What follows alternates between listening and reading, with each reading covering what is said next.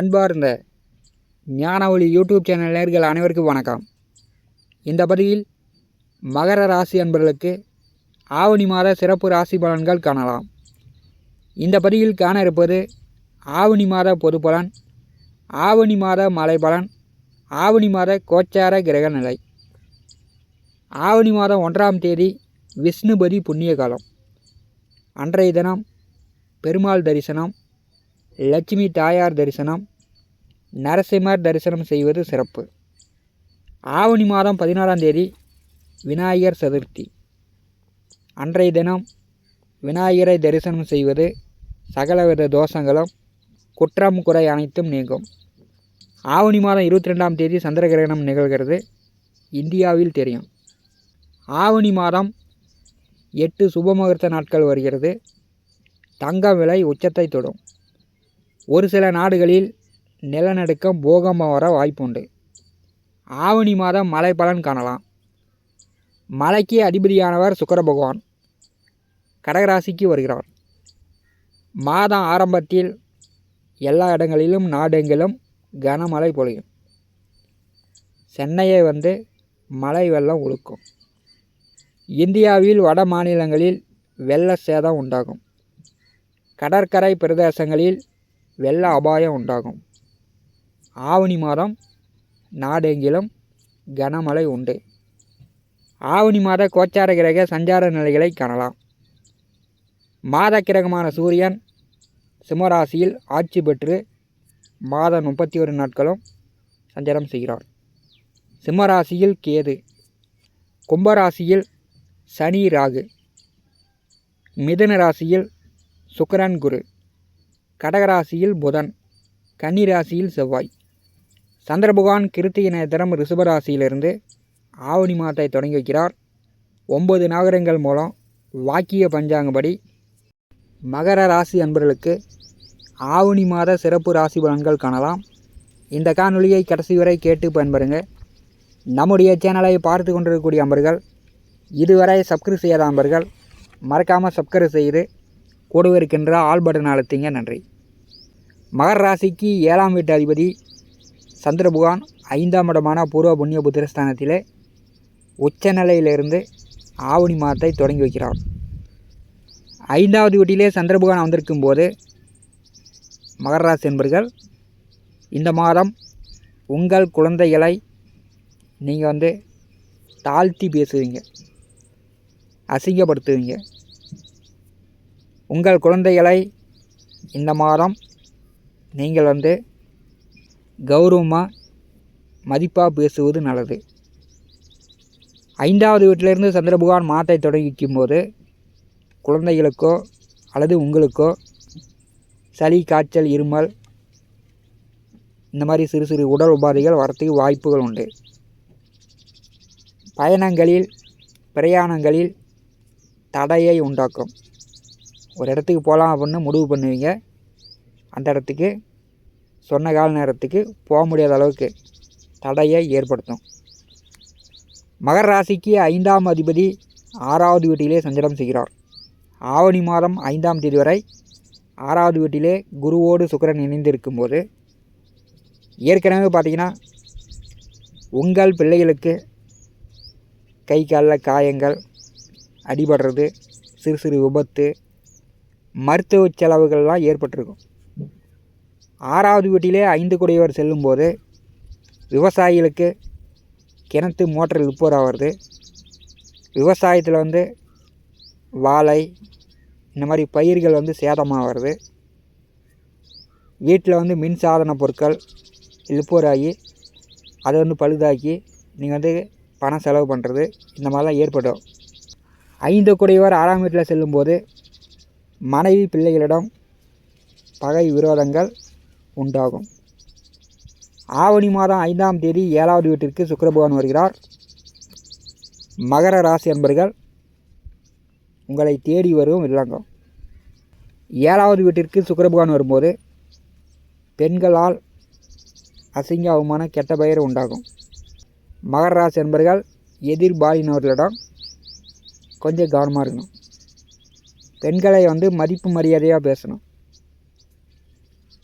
தரக்குறைவாக பேசுனீங்கன்னா இந்த மாதம் காவல் நிலையம் கோர்ட்டு கேஸுன்னு செல்ல வேண்டிய சூழ்நிலை வரும். 7வது வீட்டிற்கு சுக்கிர பகவான் வரும்போது வாழ்க்கை துணைக்கு நீர் சம்பந்தப்பட்ட வியாதிகள், இந்த சளி காய்ச்சல், இந்த மாதிரி சிறு சிறு உடல் உபாதைகள் வரத்துக்கு வாய்ப்புகள் உண்டு. நீர்நிலைகளுக்கு செல்லக்கூடியவர்கள் ஆறு, கடல், ஏரி, நீர்நிலைகளில் கொஞ்சம் கவனமாக இருக்கணும். ஏன்னா மகர ராசிக்கு கர்மஸ்தானாதிபதி சுக்கிர பகவான் அவர் கடகராசியில் செல்லும்போது நீரால் கண்டம் வரக்கூடிய வாய்ப்புலாம் உண்டு. உங்கள் குழந்தைகளை நீர்நிலைகளுக்கு செல்லாமல் பார்த்து கொள்வது இந்த மாதம் உங்களுக்கு சிறப்பு. ஆவணி மாதம் 9ஆம் தேதி வரை 7வது வீட்டிலே புதன் அமர்ந்திருக்கிறார். கோச்சாரத்தில் 7ஆம் வீட்டில் புதன் அமர்ந்திருப்பதும் வாழ்க்கை துணைக்கு கொஞ்சம் சங்கடங்களை, புத்தி குறைவை உண்டாக்கும்.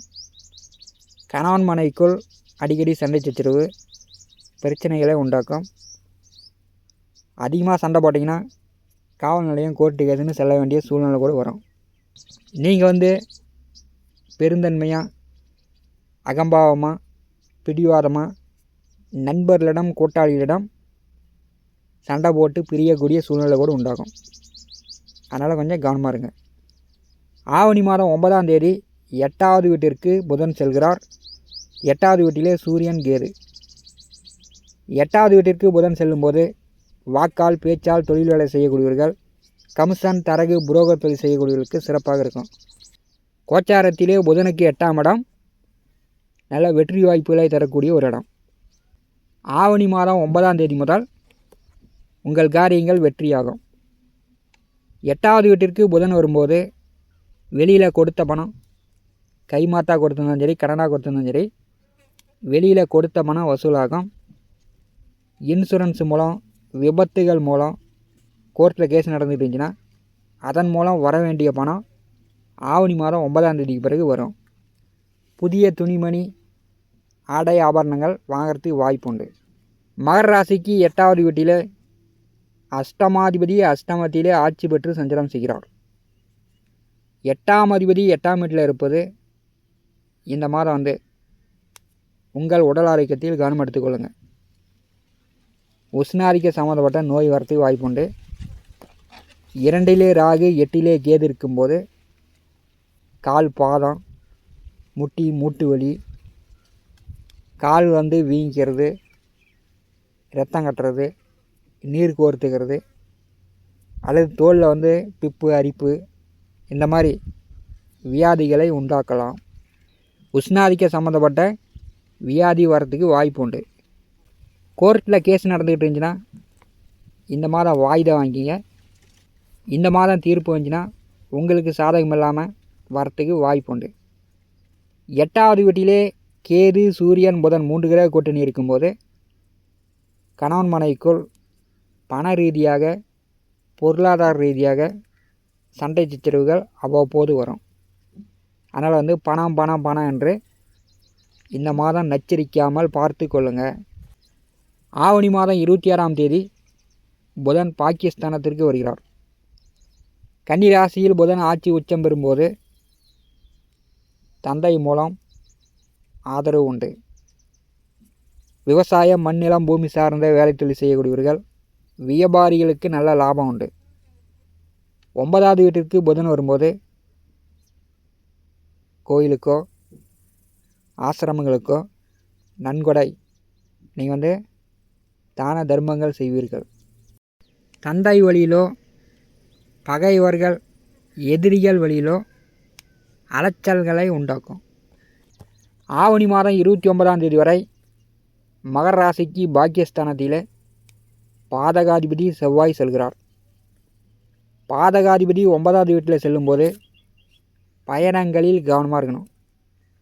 இப்போ நீண்ட தூரம் கோயிலுக்கு போகிறது, குடும்பத்தோடு போகிறது, இதெல்லாம் ஆவணி மாதம் 29 வரை தவிர்க்க வேண்டும். தேவையில்லாத பணங்காசு செலவு செய்வதை தவிருங்க. தேவையில்லாத பயணங்களை ஆவணி மாதம் 29 வரை மகர ராசி என்பவர்கள் தவிர்ப்பது நல்லது. ஏன்னா பாக்கியத்திலே பாவக்கிரகம் அமர்ந்திருக்கும் போது பயணங்களால் உங்களுக்கு நிம்மதி இருக்காது. மகர ராசிக்கு 2வது வீட்டிலே சனி ராகு இணைவு. 2 பாவக்கோள்கள் குடும்பஸ்தானத்திலே வாக்குஸ்தானத்திலே அமர்ந்திருக்கும் போது குடும்பத்தை விட்டு வெளியில் தங்கி வேலை பார்க்குற மாதிரி, வெளிநாடு சென்று வேலை பார்க்குற மாதிரி மகர ராசி இளைஞர்கள் ஏற்படுத்தி கொண்டீர்கள் என்றால் நல்ல பண வரத்து உண்டு. கூட்டு குடும்பத்திலேயே இருக்கும்போது அடிக்கடி சண்டை சச்சரவுகள் பண ரீதியாக வந்து கொண்டே இருக்கும். பக்கத்தில் இருப்பவர்கள் சொந்தக்காரர்களிடம் சண்டை சச்சரவு வந்து நிம்மதி இல்லாமல் உங்களை ஆக்கிவிடும். 2வது வீட்டிலே ராகு இருக்கும்போது விலை உயர்ந்த பொருட்களை பத்திரமாக பாதுகாத்து கொள்ளுங்கள். சிலருக்கு இந்த ஆவணி மாதம் வெளியில் கொடுத்த பணம் பழைய பாக்கிகள்லாம் வசூலாகும். மகர ராசிக்கு 3, 12ஆம் அதிபதி 6வது வீட்டில் செல்கிறார்.